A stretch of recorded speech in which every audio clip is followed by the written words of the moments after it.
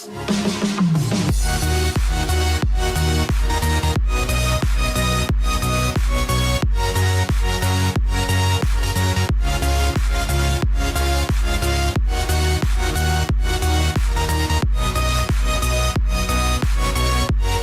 stérilité féminine, c'est cause, symptômes et traitements. Pour en savoir plus sur les références sur ces plateaux, Dr Angèle Mouakara, physiothérapeute au centre de.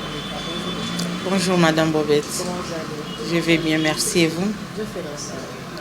Docteur, qu'entendez-vous par stérilité féminine ou infertilité féminine? L'infertilité féminine, c'est l'incapacité qu'une femme a de pouvoir concevoir. Alors, quand est-ce qu'il faut parler de l'infertilité ou de la stérilité féminine? Nous parlons de l'infertilité lorsque deux personnes, un homme et une femme, qui vivent en cohabitation ou qui sont mariés, qui font ou qui pratiquent des rapports sexuels régulièrement, pendant un intervalle de 2 ans, et la femme ne tombe pas enceinte. Alors, avec les examens, faites que 30% plutôt de la stérilité dans la vie des couples, c'est la femme qui est stérile.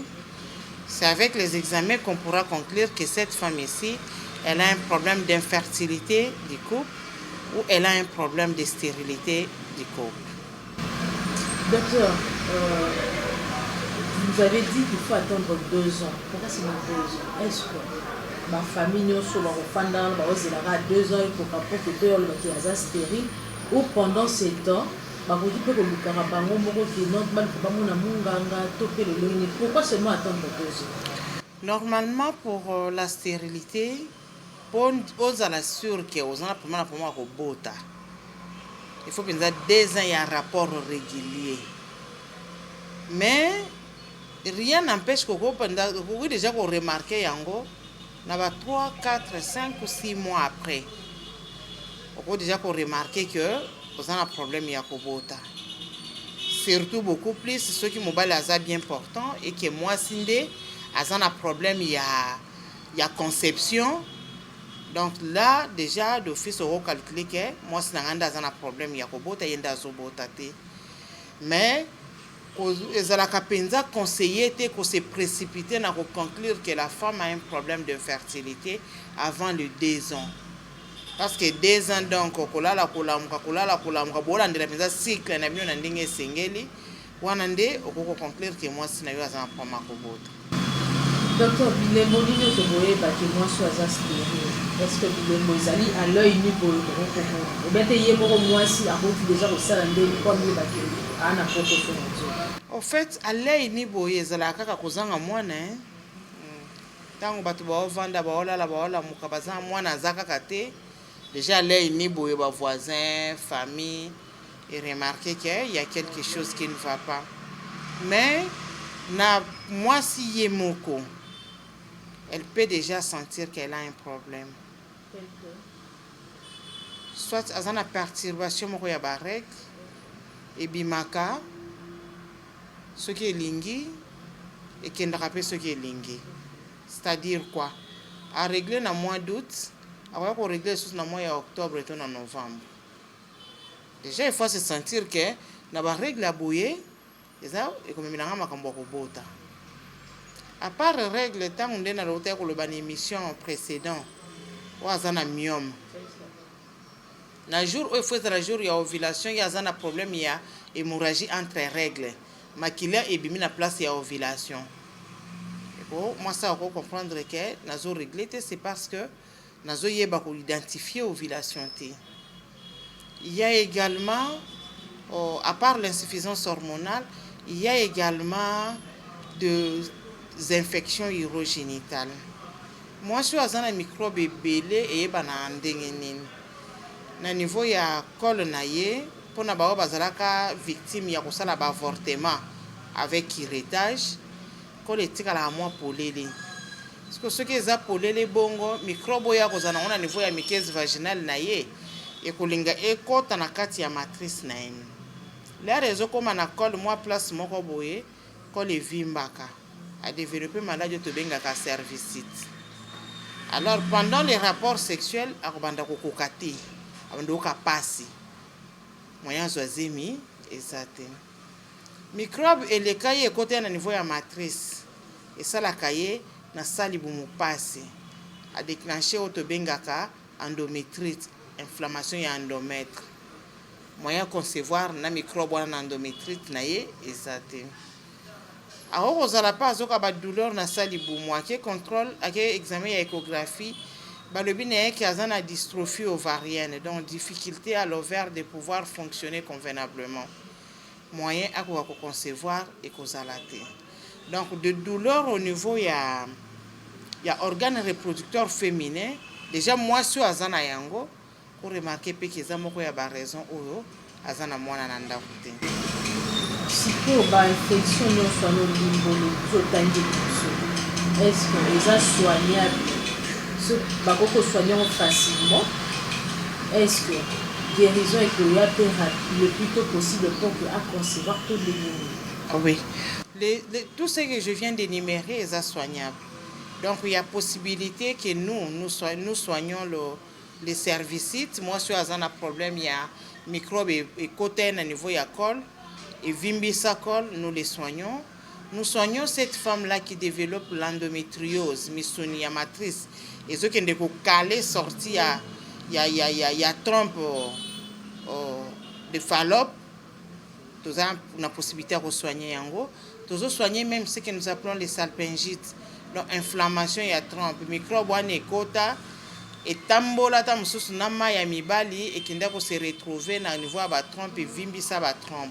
Déjà quand une femme a cette inflammation au niveau ya ba trompe, ata zo ovulé na chaque mois à concevoir te. Oui, et bouchaka trompe également il y a une inflammation donc trompe est le quoi singa. Parce que l'inflammation, ce qui est salami, c'est que singa wane ko fonctionner convenablement te. Ça fait partie de ce qui peut amener une femme à conclure que suite il y a problème boyé, je suis dans l'impossibilité de pouvoir concevoir. Et là, je suis stérile, soit la stérilité primaire pour celle qui n'a jamais accouché, soit c'est la stérilité secondaire pour celle qui a déjà accouché ou celle qui a beaucoup avorté, mais qui se retrouve dans ce stade-là. Docteur, infection on a nos solutions. Moi, je suis dans la stérilité primaire ou secondaire, on peut se retrouver dans la carte. À Koki, tout comme à Koki, on se retrouver. Je vais vous expliquer. À Koki, on se retrouver ceux qui ont des microbes belés dans le milieu vaginal. Les bactéries, et ça, quand le col est ouvert, il y a échappé col pour émata. Bien qu'elle est stérile, ou elle a déjà ces problèmes de stérilité, wana et peut s'ajouter le courrier au azaki nangoli boso. Ça c'est de 1. De 2, ça peut aussi ne pas être. Azana stérilité n'a développé ma maladie wanate. Pourquoi? Parce que elle a une certaine règle d'hygiène au azolandela pour na kokima bongo ba microbe afin que kokuma na ba organe wana misat na auto tangate. To bandana na traitement ya cervicite. Oui. Comment est-ce que vous autres traitez na cabinet? Na cabinet nyeka to sonyaka cervicite na ba produit ya sipo. Mais ces produits de sipo là, c'est des produits en ovule plutôt. Ba ovule wana eza ba produit oyo cabinet nyeka et mettre à pied na ba recherche autosali parce que du jour au jour nous sommes en train de combattre ce que la médecine moderne n'a pas réussi à éradiquer. Nous faisons des recherches pour pouvoir trouver des produits oyo eza na effet moko ya mabe sur l'organisme mais au contraire ils ont soigné. Pourquoi nous nous sommes lancés dans ces recherches? Nous nous sommes dit ba maladie mingi o eza lelo eza maladie botami na génération ote. Eza ba maladie botama na ba génération akala. Nous avons eu la chance de vivre en ville, mais il y a aussi ces familles-là où ils ont chance de vivre dans un village. Comment est-ce qu'ils se prennent en charge? Est-ce que bazoaka batonga neti bao bazoaka contraceptif, bazoaka batonga ya kokanga mabota pour la naissance désirable? Absolument non. Est-ce que bazoaka opéraka bango pour des banalités, ba maladie ya mike ba opéraka bango te?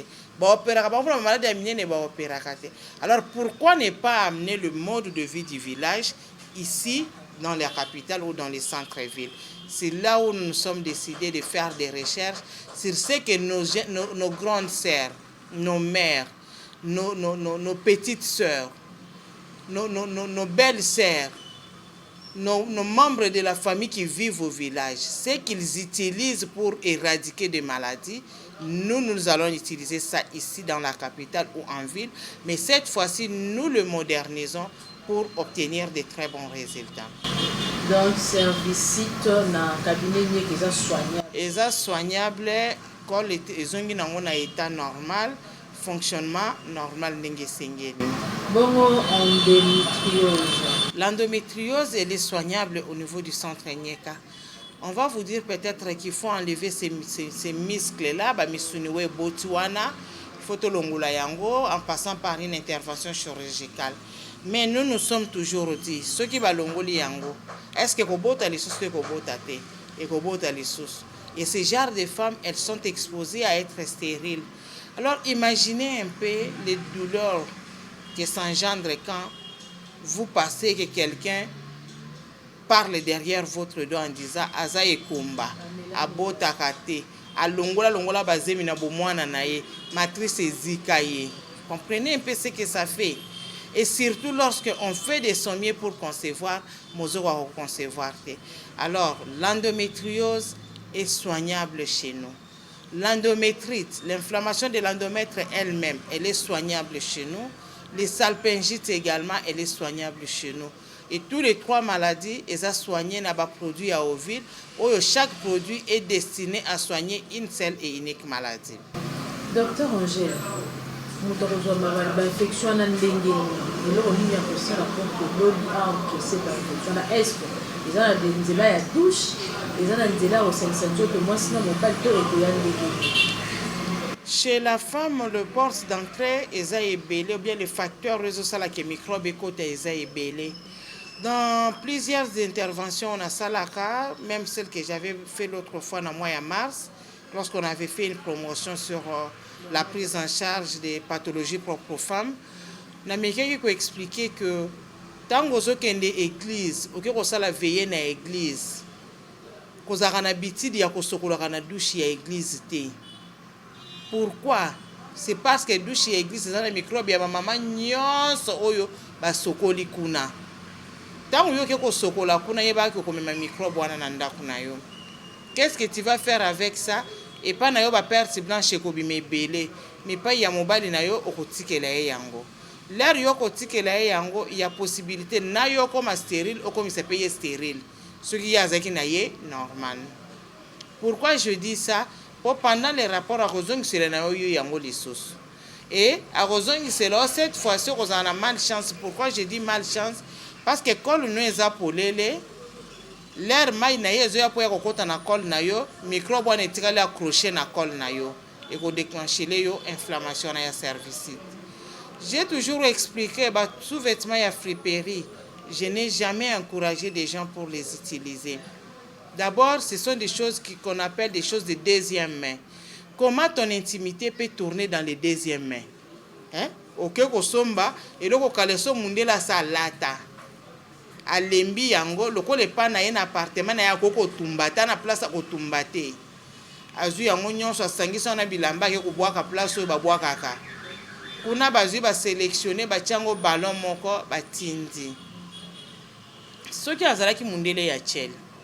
Toutes les microbes qui sont contractés dans le c'est dans les slips là. L'air yoko ya pe awo sombi, bien sûr, au somba ta mususu o bimi sika, ils ont un papier mais ils bimi na ballon. Mais basangi saki on a owa. N'est-ce pas na o ezeki na microbe ya chel wana ya mundele. D'office microbe ya chel wana e kanga ki nango o wana o yo sombi ya sika wana o bimi na étiquette na yango ya izine na kati ya ballon. L'air on a ndako au sokoli au tandi au repassé, mais il y a de ces microbes là qui sont très résistants. C'est l'une des raisons pour laquelle les lots oyo, ba microbe est comme très résistant à l'antibiotique. Au comme l'antibiotique après 10 jours, aux ongi contrôle ba lobi akufina été. Mais antibiotique waneza antibiotique oyo antibiogramme na yo est révélé que ya onde ko boma microbe wana, mais microbe akufina été. C'est pourquoi il faut être très prudent par rapport à la consommation, à l'utilisation plutôt, il y a des sous-vêtements, il y a friperie. eza douche ya toilette publique bamamo bateka na wenze toilette wana ya wenze wana eza toilette oyo bato nyonso balekelaka wana soki oke kosuba kuna biso basi tozalaka na habitude ya kosakrupir mpo koka kosuba bien mwa bagouttelette ya masuba oyo ekweyaka wana ezongeli yo okoatrape microbe na douche oyo ya cour commune oyo ya ndako mpo toza mpe biso nyonso na possibilité ya koluwe ndako ya yo moko na douche na yo te douche wana oyo bokabolaka 3-4 porte basi nyonso oyo balekaka na baporte wana na bao basalela douche wana avant yo ces femmes là aussi ont laissé leurs microbes donc il y a possibilité à attraper des microbes et pas à mwasi microbes eza lokola tout autour ya vie ya mwasi. C'est nous les femmes qui avons l'habitude d'aller dormir dans des églises. C'est nous les femmes qui avons l'habitude ya koza na église banda tongo tipo quoi ya kosalela ba toilette ya église na ba matanga. Heureusement kutu bameki ko alléger batou tâches mais malgré les tâches au alléger batou il y a des gens qui font de veillées de veillées nocturnes na jour oyo bazobi misakor ils louent peut-être dans des salles de fête ba salle de fête wana bato ebele bayaka wana ba utilisaka yango et quand tu vas utiliser la douche de la salle de fête ou bien les toilettes de la salle de fête sache que microbes ezalaki wana tu amènes ça chez toi à la maison. Et ces microbes-là, c'est l'un des facteurs où ils ont déclenché problème. Il y a stérilité féminine chez une femme na vie na couple. Merci docteur pour notre explication. On a besoin de dire maman il a installé la stérilité. Moi, tu peux évoquer ma cause là. Si on a deux sortes de stérilité, stérilité primaire et stérilité secondaire. Mais quand on lit la biso, on a beaucoup c'est différence entre les deux sortes de stérilité et puis les deux sortes de stérilité nazo benda likebi ya ba oba Hollanda ozala mobali yo mutozo landa ozala mwasi nde mutozo landa eko sala ke oso botisa mwasi osentaka déjà tango zaka na université eko sala pe ke obotisa na mwasi moko pembeni mais okomi stérile. Stérilité secondaire, la stérilité qui vient après l'état aux qui normal. Ça se fait également chez la femme. Moi, si on déjà l'air azaka étudiante, assez à bota, ou bien l'air azaka na libala na musu so bota, ça peut arriver que l'air bobala ni moi soit na zo bota li sosote. Elle est dans la stérilité secondaire. Mais moi, si on a bon moyen ya tikala ko concevoir te, o ya kumba zemite, alongola zemite, abota pété. Azana stérilité primaire wana eza stérilité oyo ba facteur rebello to wuti kotanga eza beaucoup plus mise en jeu tandis que quand on parle de la stérilité secondaire chez une femme nous voyons beaucoup plus des infections nous voyons des pathologies oyo to benga pathologie propre aux femmes donc une inflammation de l'endomètre une inflammation du col l'inflammation du trompe du Fallope un dysfonctionnement ou une atrophie ovarienne, la dystrophie ovarienne, le myome, le fibrome, ce sont là quelques facteurs où ça que moi ça qu'on présenter stérilité secondaire et dans la stérilité primaire, des fois c'est l'insuffisance hormonale qui joue également léger. C'est quoi, docteur? Mode de traitement tout dans la secondaire parce que yango eza lié après que mutu asi abota mutu asi azala moi c'est ça conserver na comment moko traiter kawa. En fait chez une femme déjà en période de procréation comme à un moment moko ovulation eza stable été wana eza dynamique eza fonctionnement ya nzoto na ye. Dans l'ovulation est stable, moi je suis na libala naye par manque de connaissances et pas inaye, peut pas y a mobile naye. Bah on va calculer qu'il y a un cycle à 28 jours. Na régler qui les premiers, surtout comme les 14, comme une ovulation. Ce qui période on a les 12, les 13, les 14, les 15, les 16 et 6 côté kuna ovulation aux à la liste sauter. L'air y a zoya ko profiter que à ça la fête naie na 5 jours wana les 12 les 13 les 14 les 15 les 16 nzoka ovulation ya kala na 8e jour après règle eya mpe eleka na yango ntango okosala rapport mwasi na yo akoncevoir te bokoya kolobaki tata mwasi atiaki maloba noko aliaka mbongo bien te akenda na regret nzoka eza manque ya connaissance ntango mosusu bino bozozela ovulation na bozeli ovulation na date ya ovulation tokomi ti le 16 eye nango te na 8e jour eye te na 16e jour mpe eye te eke kobima ye na aire nini na ba 18e 20e 21e ti ba 23e jour tobengaka yango ovulation tardive. Alors manque ya connaissance ekomema problème wana na prise en charge na niveau ya cabinet nyeka tolandelaka cycle ya mwasi tosungaka basi bayeba ndenge nini akokalcule date na ye ya ovulation toexplikaka bango basymptôme to babilembo to babilembeteli oyo ekolakisaka komi mpenza na periode wana ya ovulation mpe tolakisaka bango baposition bakopase rapport mpo mwasi akoka kozwa zemi parce que avec au fur et à mesure que l'âge avance au fur et à mesure la production ya bahormone se réduire et ça que certaines positions so bopase rapport ekosala eloko te et ça rappelle que certaines positions so bopase rapport du fait que le pénis ya mobali eza penza na dimension oyo ekokokoma sur place col eza te esala ke l'air ya zo éjaculé moi wana abimisi ezosuka libanda quantité ya mai wana soki mpe ezalaki mpe moke ekosuka mpe kaka libanda. Alors tout ça ce sont des pratiques ou des explications oyo topesaka de femmes oyo bayaka consultation chez nous pour un problème ya conception. Si la femme a un problème de stérilité secondaire parce qu'elle a des dystrophies ovariennes, la difficulté aux ovaires de pouvoir fonctionner convenablement, de soumettre sur un traitement oyo et aussi sa problème il y a dystrophie et aussi sango pourquoi et pourquoi il y a eu dystrophie.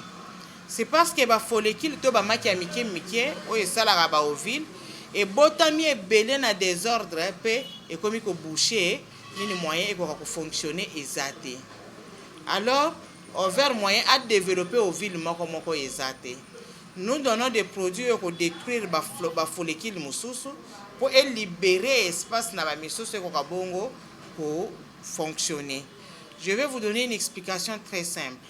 Ba mama na biso basalaka bilanga bazwaka ndunda mbala moko bake basopi pe bandi koteka te basopaka grane ya ndunda place moko tango ebote epusani mwa ba centimetre babandi kolongola yango bake kolona na mopanzi mosusu basalaka bongo mpona nini mpo ndunda oyo soki batiki yango liboki ekotela ekokoma jaune mais soki balongoli yango bake bakabaloniloni yango baespace yango ekobima vert oyo tokenda belaka nango mpona kosomba na wind. C'est ce que nous faisons également au niveau des ovaires pour sa dystrophie ovarienne. Nous soignons également, il y a des produits avec les recherches, nous soignons également les problèmes de myome. Les myomes terrain et cause à la mort, il y a absence, il y a bana na kati ya libota.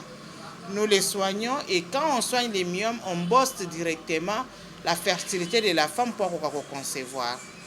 À part ça, nous soignons des infections.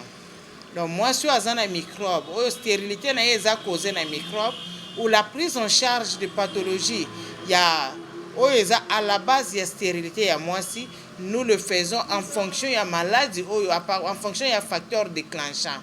Donc, maladie est provoquée que moi, si on a un robota.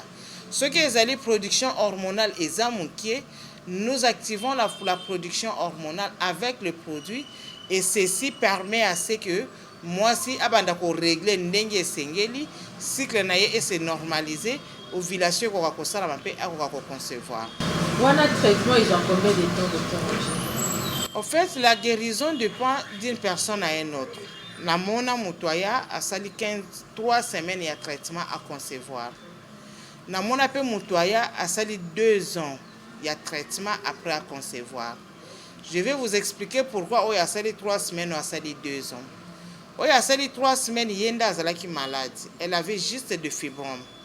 Tant que tu soignais fibrome, il y a eu facilité que à concevoir. Mais oh, ça là 2 ans, le mari était malade. Le mari était azoospermie totale. Donc, à tamboli na l'hôpital ya minene ya Kinshasa, ba ebisi ye ko dépenser su mbongo te. Okotika la kobota kana bomoi na yo te. Soko on a besoin kendo somba mwana na orphelinat. C'est ça le conseil ba médecin ba pesaka.